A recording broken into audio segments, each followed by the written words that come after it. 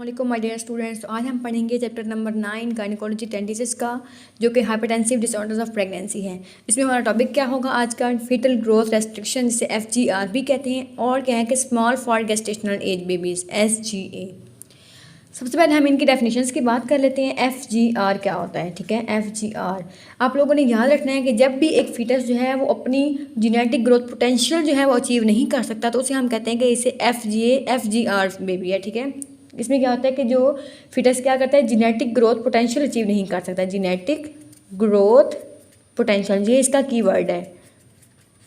इसमें क्या है कि फीटस जो है वो जेनेटिक ग्रोथ पोटेंशियल जो है अचीव नहीं कर सकता है। ठीक है, उसके अलावा क्या है कि स्मॉल फॉर गेस्टेशनल एज, ये क्या होती है कि जब फीटस का जो वेट है वो क्या है कि 10 सेंटाइल फॉर इट्स गेस्टेशन। ठीक है, weight of foetus is less than 10th centile for its gestation means कि द फीटस का जो वेट है वो 10 सेंटाइल से कम होगा, तो उसे हम कहते हैं कि स्मॉल फॉर गेस्टेशनल एज। ठीक है, याद रखें जब भी FGR होगा इसका मतलब है कि कोई पैथोलॉजी है। ठीक है, लेकिन SGA का मतलब पैथोलॉजी नहीं होता। कभी कभार क्या होता है कि बच्चे जो होते हैं वो कॉन्स्टिट्यूशनली स्मॉल होते हैं।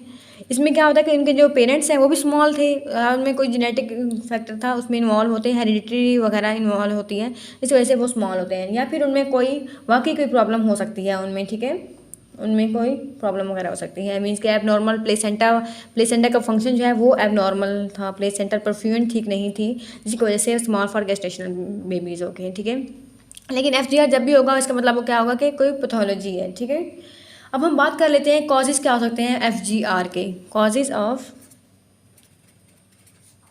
FGR, इसके बस दो तरह के कॉजेज़ हो सकते हैं। एक तो हो सकता है कि इसमें कि रिड्यूस्ड फीटल ग्रोथ की पोटेंशियल, उसमें पोटेंशियल ही कम था, रिड्यूस्ड फीटल ग्रोथ पोटेंशियल।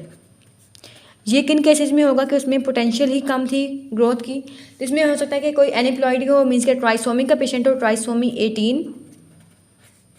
ठीक है, इसके अलावा क्या है कि उसे सिंगल जीन डिफेक्ट्स हों, बेबी को सिंगल जीन डिफेक्ट हों फीटस को। ठीक है, इसके अलावा क्या है कि कोई स्ट्रक्चरल एबनॉर्मेलिटीज़ हों, लाइक रीनल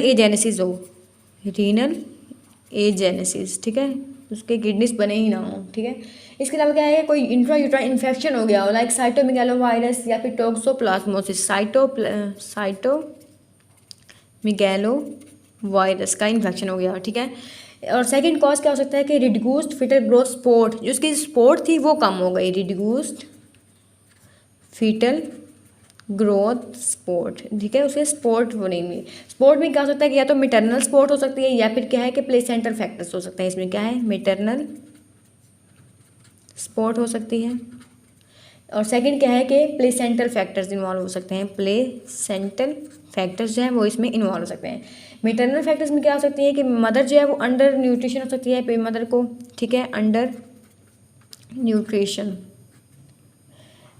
और इसके अलावा क्या है कि मैटरनल हाइपोक्सिया हो सकता है कि अगर वो हाई एल्टीट्यूड पे रहती है, मैटरनल हाइपोक्सिया। ठीक है, कि अगर वो हाई एल्टीट्यूड पे रहती है तब भी हाइपोक्सिक हो सकती है, या फिर से क्या है कि साइनोटिक हार्ट डिजीज़ है तब भी क्या है, हाइपोक्सिया हो सकता है। इसके अलावा वो अगर कुछ ड्रग्स यूज़ कर रही है या अल्कोहल वगैरह ले रही है, कोकेन ले रही है, या सिगरेट स्मोकर है, तो तब भी क्या है कि FGR हो सकता है फीटस को। ठीक है, इसके अलावा सेकंड फैक्टर क्या है कि प्लेसेंटल फैक्टर्स जो है वो इन्वॉल्व हो सकते हैं। प्लेसेंटा में क्या है कि यूट्रो प्लेसेंटल परफ्यूजन जो है वो कम हो सकती है, वो रिड्यूस हो सकती है। ठीक है, रिड्यूस प्लेसेंटल परफ्यूजन। ठीक है, ये उसके कॉज में आ गए। ठीक है, अब हम बात कर लेते हैं इसके अगर FGR का पेशेंट है उसे हम मैनेज कैसे करेंगे, इसकी मैनेजमेंट क्या होगी FGR की। ठीक है, मैनेजमेंट के लिए सबसे पहले हमने क्या करना है, एक्यूरेट असेसमेंट करनी है गेस्टेशनल एज की। ठीक है, गेस्टेशनल एज की क्या करनी है, एक्यूरेट असेसमेंट करनी है। ठीक है, एक्यूरेट असेसमेंट। इसके लिए क्या है कि हम CRL यूज़ करते हैं। CRL हम कब करते हैं कि 13 + 6 वीक से पहले पहले, बिफोर 13 + 6 वीक। इसके अलावा हम क्या करते हैं, हेड सर्कमफ्रेंस मेजर करते हैं। इस वो कब करते हैं कि आफ्टर 13 + 6 वीक से लेकर 20 वीक तक, ठीक है। और आफ्टर 20 वीक भी क्या करते हैं, बाईपैरेटल डायमीटर यूज़ करते हैं, बीपीडी से हम कहते हैं बाईपैरेटल डायमीटर, या फिर क्या है हेड सर्कमफ्रेंस मेजर कर सकते हैं। इसके अलावा क्या है, एब्डोमिनल सर्कमफ्रेंस, ठीक है, एब्डोमिनल सर्कमफ्रेंस, और क्या है, फीमर लेंथ मेजर कर सकते हैं, ठीक है। ये 20 वीक्स के बाद के पैरामीटर्स हैं जो हम यूज़ करते हैं। तो पहला स्टेप क्या हो गया कि हमने एक्यूरेट असेसमेंट कर ली गेस्टेशनल एज की। उसके बाद क्या है कि अगर हमारे पास पेशेंट जो है फीटस जो है वो स्मॉल फॉर गेस्टेशनल एज है, स्मॉल फॉर गेस्टेशनल एज के साथ वो डायग्नोज हो गया है, ठीक है, स्मॉल फॉर SGA का पेशेंट है, तो उसके लिए हमने देखना है कि वो सिमेट्रिकल है या फिर एसिमेट्रिकल है। अगर तो वो सिमेट्रिकल है तो उसमें हम क्या हो सकता है कि उसकी जो फीटल एनाटॉमी है वो नॉर्मल होगी, उसमें जो एमनियोटिक फ्लूइड है वो नॉर्मल होगा, लेकिन उसमें फिर भी क्या है, सिमेट्रिकल ग्रोथ रिस्ट्रिक्शन आ रही होगी। इसमें क्या है कि ग्रोथ रिस्ट्रिक्शन आ रही होगी, उसकी एनाटॉमी नॉर्मल है, एमनियोटिक फ्लूइड नॉर्मल है, लेकिन इसमें ग्रोथ रेस्ट्रिक्शन है। तो फिर हम अपने पेशेंट्स के पेरेंट्स जो हैं उसे काउंसिल करना है कि इसमें कोई फीटल जेनेटिक डिफेक्ट हो सकता है, क्या है, इसमें कोई जेनेटिक डिफेक्ट हो सकता है, और उनको रूल आउट करने के लिए एमनियोसेंटेसिस वगैरह, या फिर क्या है कि फीटस की कैरियोटाइपिंग कर सकते हैं, ठीक है। हमने पेरेंट्स को बताना है कि एमनियोसेंटेसिस कर सकते हैं, या फिर क्या है कि फीटस स्कैरियोटाइपिंग कर सकते हैं उसमें, क्योंकि उसमें हमें जेनेटिक डिफेक्ट लग रहा है। और अगर वो एसिमेट्रिक है, asymmetric small for gestational age है, इसका मतलब ये है कि पेशेंट का जो एब्डोमिनल सर्कमफ्रेंस है फीटस का वो कम आ रहा है, एब्डोमिनल सर्कमफ्रेंस कम आ रहा है। इसके अलावा क्या है कि ओलिगोहाइड्रामिनोज है, मीन्स के जिसका एमनियोटिक फ्लूइड है वो कम है, एमनियोटिक फ्लूइड कम है। और क्या है कि इसमें अम्बिलिकल आर्टरी में रेजिस्टेंस ज़्यादा है, ठीक है, अम्बिलिकल आर्टरी में क्या है, रेजिस्टेंस ज़्यादा है। तो इसके लिए हम क्या करेंगे कि अगर पेशेंट की अगर फीटस जो मदर है वो क्या है कि स्मोकर है, अल्कोहल यूज़ करती है या ड्रग अब्यूज़ है, तो हम उसे स्टॉप करवाएंगे, ठीक है। लेकिन इसके लिए हमारे पास कोई ख़ास जो है ट्रीटमेंट कोई नहीं है, बस ये प्रिवेंटिव मेजर्स ही हैं। इसके लिए क्या है कि स्मोकिंग वगैरह को कम करवाएंगे, स्मोकिंग को, अल्कोहल, ठीक है, या फिर अगर कोई ड्रग वगैरह ले रही है तो उसे हम क्या करेंगे, स्टॉप करवा देंगे, ठीक है। इसके अलावा हम क्या करें, अगर एक रिस्क फैक्टर वाली मदर है तो उसमें क्या हम लो डोज एस्पिरिन दे सकते हैं, लो डोज एस्पिरिन दे सकते हैं, लेकिन ये तब देनी है कि जब उसमें FGR ना हुआ हो। अगर एक इस्टेब्लिश होगी FGR तो फिर उसमें हमने लो डोज एस्पिरिन भी नहीं देनी, ठीक है।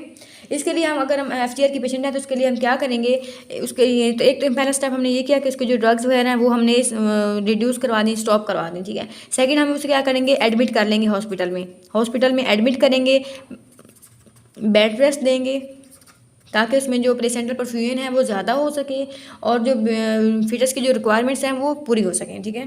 तो इसके लिए ठीक है, तो इसकी अगर फीटस की सर्विलियंस कैसे, सर्विलियंस ऑफ FGR फीटस कैसे करेंगे, सर्विलियंस ऑफ FGR फीटस, उसके लिए हम क्या करेंगे, सीरियल बायोमेट्री करेंगे और एमनियोटिक फ्लूइड के वॉल्यूम जो है वो हम मेजर करते रहेंगे, सीरियल स्कैन्स करेंगे, like serial biometry plus amniotic fluid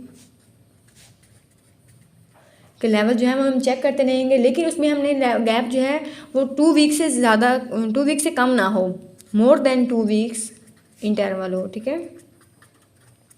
एक तो हमने ये कर दिया। सेकंड हम क्या करेंगे, अम्बिलिकल आर्टरी का डॉपलर वेवफॉर्म करवाएंगे, ठीक है। अम्बिलिकल आर्टरी का क्या है, डॉपलर वेवफॉर्म चेक करेंगे, ठीक है। उसमें क्या है कि अगर वो वेवफॉर्म जो है अम्बिलिकल आर्टरी की अगर एब्सेंट आती है या रिवर्स आती है, ठीक है, इसमें क्या है कि अगर या तो वो उसमें ब्लड फ्लो जो है एब्सेंट है या फिर क्या है रिवर्स फ्लो है, तो इसमें क्या है, इसका ये पता चलता है कि जिसकी जो डिलीवरी है वो नियर फ्यूचर करनी है, फिटस की जो डिलीवरी है वो नियर फ्यूचर करनी है, ठीक है। इसके अलावा अगर हम एब्सेंट या रिवर्स आ गए तो उसके लिए हम और भी टेस्ट कर सकते हैं, जैसे कि हम आर्टीरियल या फिर वीनस डॉपलर स्टडीज़ भी कर सकते हैं, ठीक है। आर्टीरियल या फिर क्या है कि वीनस डॉपलर भी कर सकते हैं, लेकिन ये इतना ज़्यादा अभी अवेलेबल नहीं है, तो ये हमारे पास क्या थी, सर्विलियंस हम कैसे करेंगे, मीन्स FGR फीटस अगर हमारे डायग्नोज हो गया था हम उसे कैसे केयरफुली मॉनिटर करेंगे, कैसे उसे लेके चलेंगे, ठीक है। इसके बाद आता है प्रोग्नोसिस। अगर तो वो सिमेट्रिकल प्रॉब्लम्स थी, मीन्स के उसमें क्रोमोसोमल एबनॉर्मेलिटी थी, या फिर क्या है कि कोई कंजेनिटल एबनॉर्मेलिटीज़ थी, वो तो फीटस में होंगी, ठीक है। लेकिन अगर वो एसिमेट्रिकल था, एसिमेट्रिकल, इसमें क्या है कि मैं बता देती हूँ आपको, सिमेट्रिकल और क्या है एसिमेट्रिकल। अगर सिमेट्रिकल है तो जाहिर सी बात है उसमें कोई जेनेटिक कंजेनिटल एनॉमलीज हैं तो फीटस में प्रेजेंट होंगी एनॉमलीज, ठीक है। लेकिन अगर एसिमेट्रिकल है, मीन्स के उसमें यूट्रोप्लेसेंटल इम्परफ्यूजन की वजह से कोई प्रॉब्लम आ रही थी और उसे बेड रेस्ट वगैरह हमने पेशेंट को दी, उसमें से कुछ बच्चे जो हैं वो सर्वाइव कर जाएंगे और कुछ नहीं करेंगे। जो नॉट सर्वाइव हैं वो तो मतलब उनकी मोर्टेलिटी, और जो सर्वाइव कर जाएंगे उसका मतलब है अगर उन्हें प्रॉपर ब्रेस्ट फीडिंग वगैरह दी जाए, अगर उनको प्रॉपर इन्वायरमेंट दिया जाए तो वो सर्वाइव कर सकते हैं, मीन्स के वो ग्रोथ को कैच कर सकते हैं, कैच अप ग्रोथ, ठीक है, कैच अप ग्रोथ। तो ये थे हमारे पास प्रोग्नोसिस FGR के पेशेंट्स की, और हमारा टॉपिक कंप्लीट हुआ। Thank you so much. कोई भी क्वेश्चन हो तो आप पूछ सकते हैं।